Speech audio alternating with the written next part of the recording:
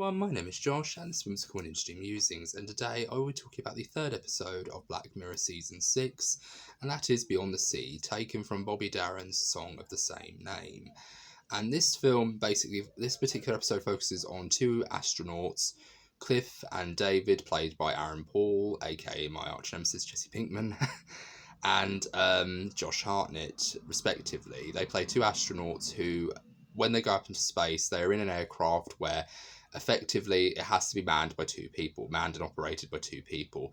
If one astronaut decides to succumb to cabin fever or, start to go stir crazy, the mission is basically forfeit. No one can, go home. No one can leave the mission whilst the other one stays behind.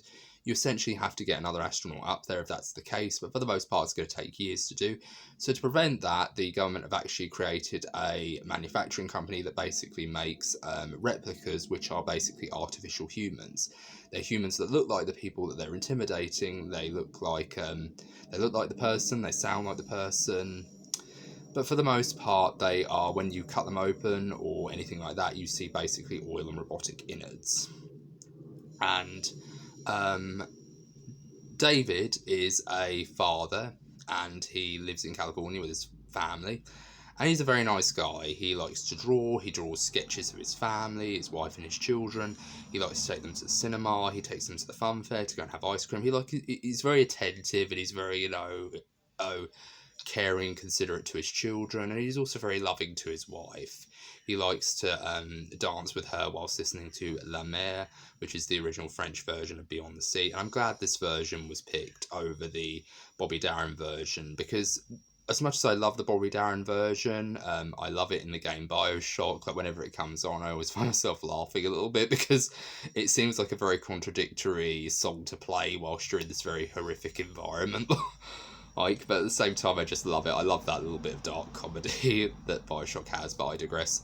But I really do think it's much better than the Bobby Darin version, because Bobby Darin has a really wonderful euphoric energy to it. Like, the opening tempo is literally dun dun dun dun dun dun, and it really does kind of have this wonderful energy to it. Whereas with La Mer, it's more slow, it's more contemplative, it's more thought-provoking, and it's more haunting, and it's more, tragic or very sad in many ways, whereas with or more romantic, more slow, more thought-provoking, and all those things. So to me, I think this version's way better because it really captures the tone of the episode, which is that it's supposed to be very sad, very kind of, not very chipper and very upbeat. And it's very sad because when David's character is in his synth or replica form, he hears a noise in the middle of the night, and he finds that, hippies have broken into his house, and one of them is played by Rory Culkin, who many people would know as who plays the son in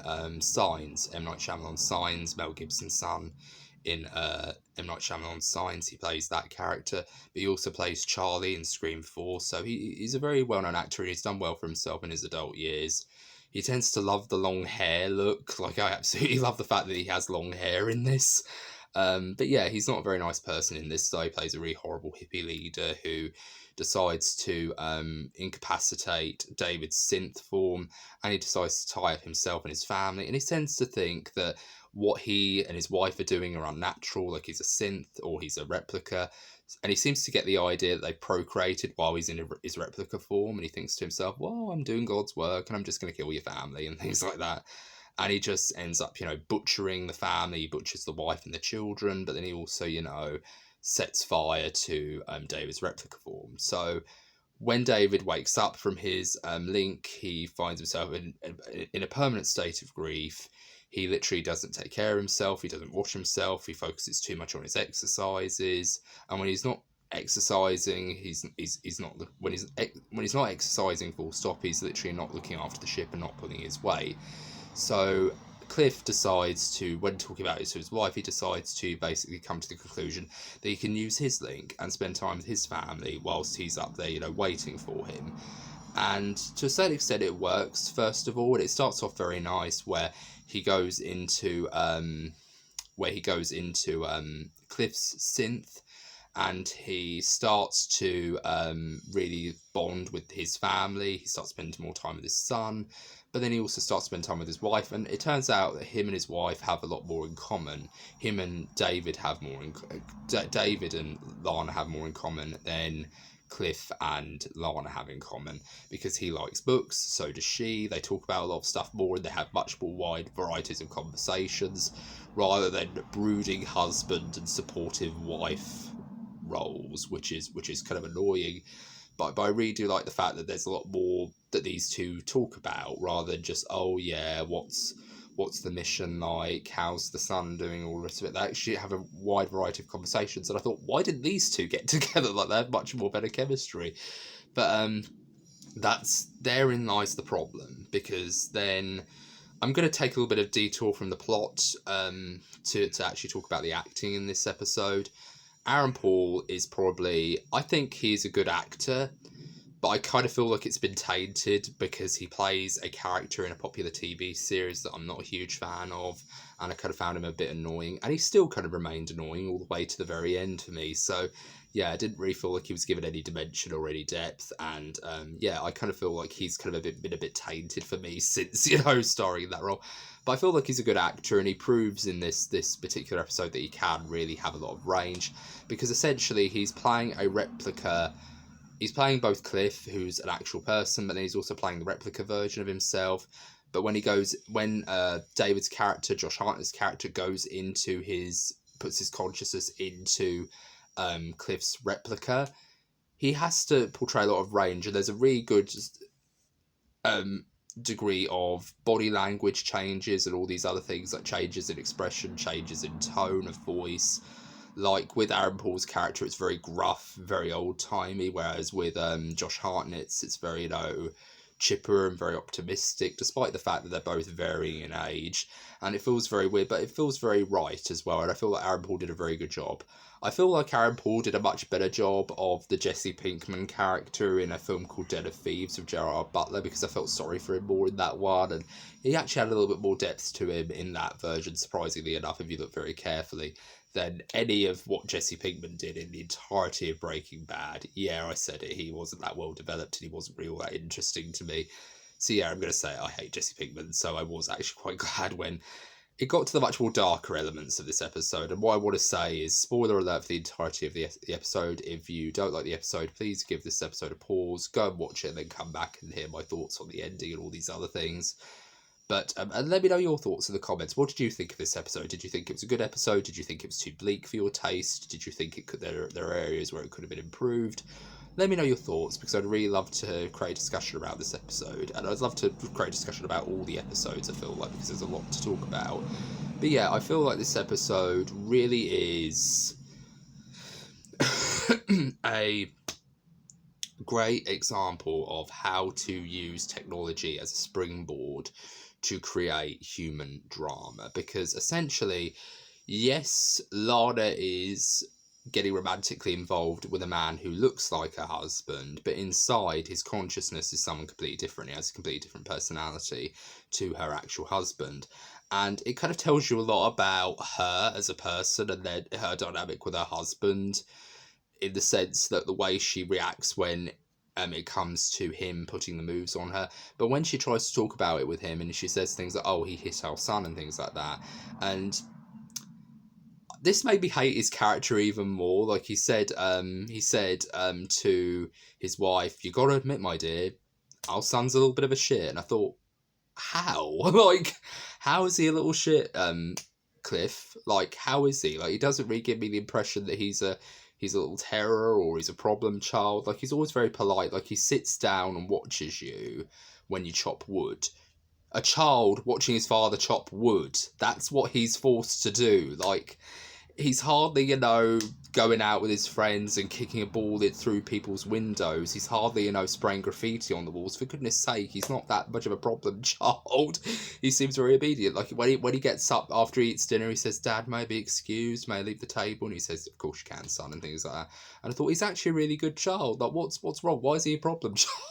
Oh, but yeah, apparently it's because of a scene where he basically smudged the painting that Josh Hartnett's character was working on, and Josh Hartnett got angry and hit him. But at the same time, I kept on thinking to myself, well, that's not the problem. The problem is that, you know,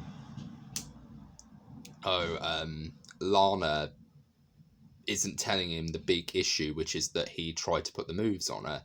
And that's something that she should have brought up. I don't care what anyone says. She should have brought that up to him while they were having that discussion in the bedroom. But apparently she didn't, because that would mean she has to confess the idea of, oh, yes, I have feelings for him, or I started to have feelings, or I started to contemplate sleeping with him, even though I knew that he wasn't you.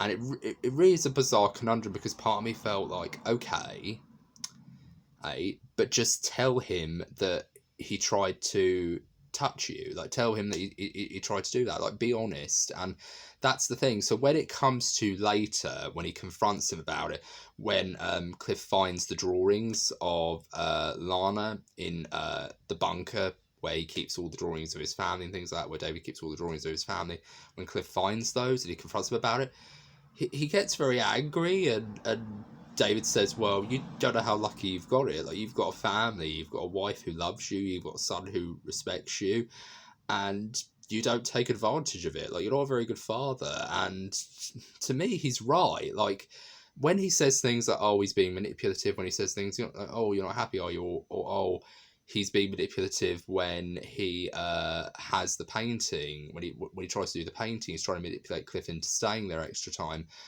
I think that's not him being manipulative. That's him telling the truth. Like, people, when they grieve, they use things to escape into, to try to deal with their grief. Some people escape into sitcoms, some people watching sitcoms, some people escape into playing video games, some people escape into, you know, burning things on a pyre, or, you know, spraying graffiti, or whatever it is they try to do, or you know, whatever it is you try to do. Or some people, you know, just like to read a book, or they like to write, or whatever. Like, people use ways of escapism, and usually creativity is a great way of dealing with things when you're grieving, or when you're upset, or when you're depressed. So to me, this is all part of the grieving process for David. This isn't a manipulative tactic. This isn't him trying to worm his way into Cliff's family life. This is him basically using his art, using his drawing, using his creativity to grieve. And it's not manipulation in my eyes. It's not manipulation at all. It's just simply him dealing with grief as best he can.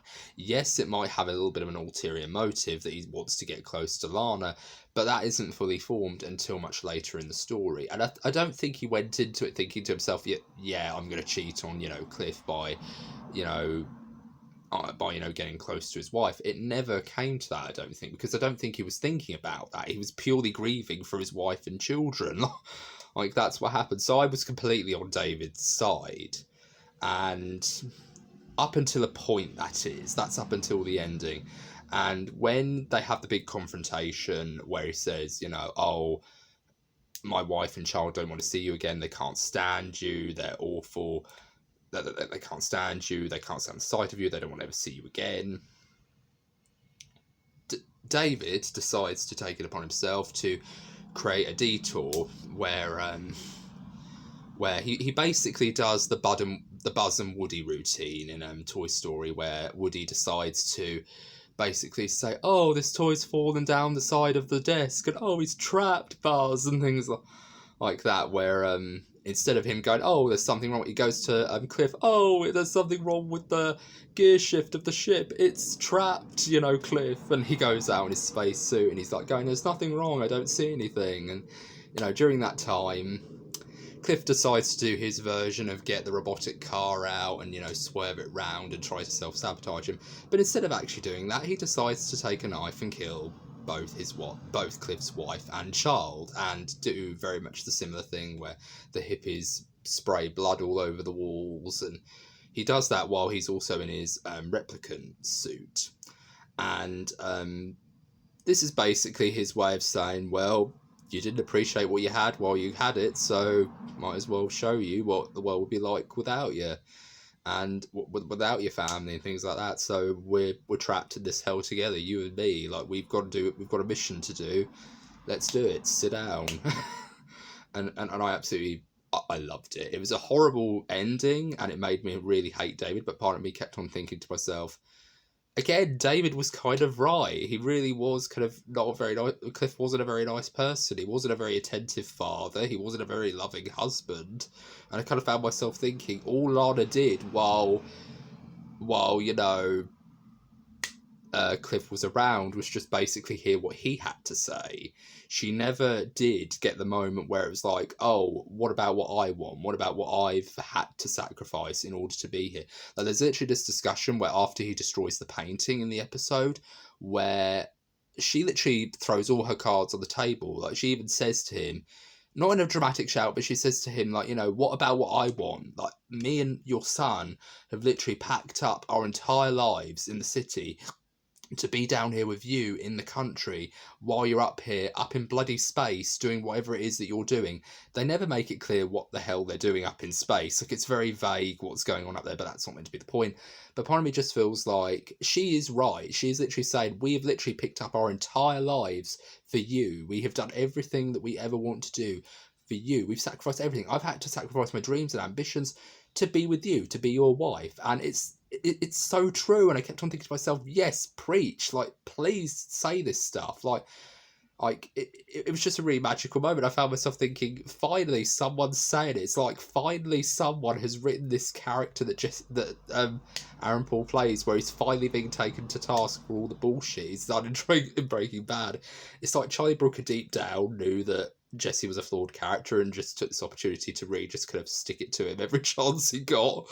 And I really do respect you all that much for that, Charlie Brooker. Like, you really have made my dreams come true with this episode, because whenever they got the opportunity to really drag, Cliff through the mud, I really just kind of went, well done. Because it is true. I don't want to keep hating on the characters that Aaron Paul plays, but I feel like Cliff is probably the worst one, because he feels like at least Jesse Pinkman tries to at least, have those moments where he's looking in the mirror. More often than not, he never changes, I feel like, in that story, but then again, he never changes in this story either. So he's a much more terrible person in this story, because he admitted that his child's a little shit. And I kind of found myself thinking, okay, that might be true for certain children, but at the same time, I kept on thinking to myself, you don't know that unless you see what they're like when they don't follow the rules and they don't do as they're told. Whereas we don't see what it's like when his son doesn't follow the rules. So him saying his son's a little shit really kind of feels like a very out of nowhere thing. So to me, I felt like that was a bit of weird writing for me. That's probably my one critique of this entire episode, is those little moments don't really seem to add up. So if you're trying to make Cliff's character more sympathetic, you should have more scenarios where he is more sympathetic. But then, if you're going to do that, don't just have him say, oh, he can use my link and do that sort of thing. Give him a little bit more to do, and give their relationship a little bit more complexity if you're going to do that. It's probably my one critique, is I feel like Cliff's character feels kind of a little bit, unfairly matched when it comes to David's character, or Josh Hartnett's character. But Josh Hartnett, I'm always going to bear a torch for, because he was one of my first ever crushes. So I really do kind of feel like I owe a little bit of allegiance to him. And of course, he plays Raymond Chandler in Penny Dreadful, which is a fantastic series. But yeah, he's a great actor too. And his performances, especially when he's grieving, my God, I literally found myself going, oh, poor thing. But yeah, I really did enjoy this episode. This episode was really bleak. It was very dark. But I love it. Black Mirror is officially back, and I really am here for it all the way. So that's my thoughts on the episode, Somewhere Beyond the Sea, and I want to know what your thoughts are in the comments. And whatever your thoughts are about this episode, what did you guys think? Did you think this episode was good, or did you think it wasn't as good as the other two? Whatever your thoughts are, comment below and be sure to let me know. And be sure to subscribe if you like this video. Please be sure to give it a thumbs up. And that's all for today. This has been Joshua from School and Interesting Musings. Look forward to more reviews very soon. I hope you're all doing very well, and take care. Bye-bye for now.